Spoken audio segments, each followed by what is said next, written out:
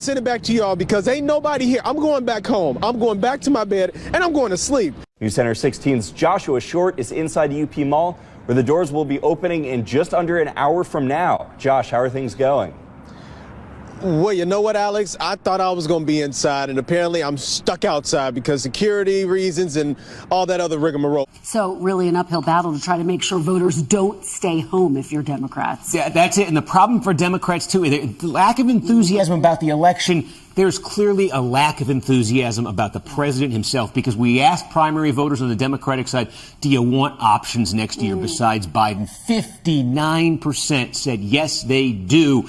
This is not a normal number for an incumbent. Bro, look, let's just look behind me. You see the long lines of people out here at 5:45 or so. Look, we were expecting a big crowd. We don't have the big crowd that we expected. I got up at 3 o'clock excited to do my first ever Black Friday, and ain't nobody here. There's new Emerson College polling that's showing Donald Trump leading President Joe Biden in a hypothetical 2024 election matchup. According to the latest survey, Trump holds a 4-point lead over Biden, 47% to 43% among registered voters. That's an 8-point swing from last November when the poll showed Biden leading Trump by 4 points. When third-party candidates are included on the ballot, Trump's lead grows to 6 points.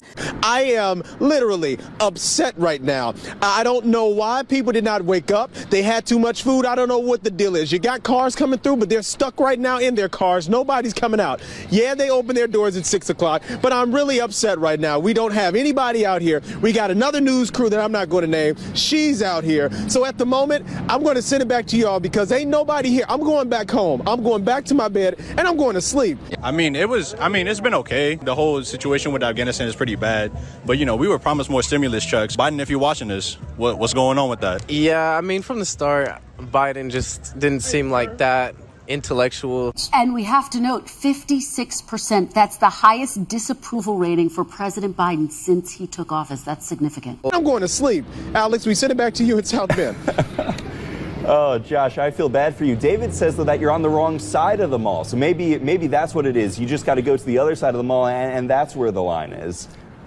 You know what? I'll go to the other side of the mall, and I'm going to see another line of cars, and nobody's going to be getting out of those cars. Our inflation's going crazy right now. It doesn't seem like our country's getting ran too well. Because it's almost 30 degrees. You know what? I'm just... The latest polling out of the US shows there's been a surge in the number of people who now regret voting for Joe. Mark Penn, the co-director of the survey, says voters have buyer's remorse. Do you regret voting for Biden? Sheesh. Possibly. I wouldn't go to that extent, regret, but nah, he's not doing a good job. Dude, I gotta show this to you. It's the craziest thing. I can't show you his license plate, but... Oh, looks like we got some Biden regret syndrome. If we were to see a ticket again in 2024 with Trump and Biden, who would you vote for? Trump, I guess. Oh, snap. Okay, it's interesting. Yeah. Very interesting. The one part of this poll that gives me chills and great pause is what happens with the other candidates. When I look at the election, I'm thinking of a couple of groups of voters. One is Biden needs an excited base. Mm-hmm. The war, depending on how it goes, may have a little bit of a problem for that. But otherwise, we're talking about 100,000 voters in a handful of states who are going to make the difference. And a pernicious no labels candidacy, right. Cornel West and the others, if you have voters who aren't thrilled with Biden but hate Trump, give them another choice, and right. Those swing voters could make a real difference. That's what makes me most nervous about the election. But Biden's age and fitness for office, almost 3 out of 4 in our poll. This is Democrats, Republicans, independents say it's a major or moderate concern for them. A lot of people are down on Joe Biden's leadership. They're worried about his ability to finish out his term strong. They're worried about things around the economy where Democrats are less trusted than Republicans in polls, including ours. And that's something that Democrats, maybe too late, but it's something that they have to come to terms with and understand, and I think increasingly are, even as the primary process is about to begin. Well, poor Josh. If he doesn't typify the frustration that Americans are having about Joe Biden as president right now, I don't know what does. This happened a few years ago, and I know I've used his clip of his frustration of getting his butt out of bed and out in the cold at 3 a.m. for nothing for this TV report. Just cracks me up. I still feel bad for him, but I just use him every year on Black Friday to typify the frustration we are having with the Biden administration, and it just seems to get more and more appropriate every year.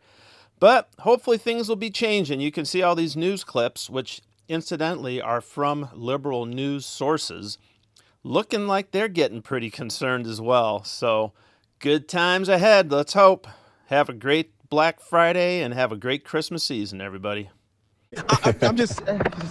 Oh, Josh is gone. We lost Josh. All right. Joshua Short reporting live at the a little bit of a disappointing start to Black Friday, but don't worry, Josh. We'll come back to you, and I'm sure there will be some people there for you.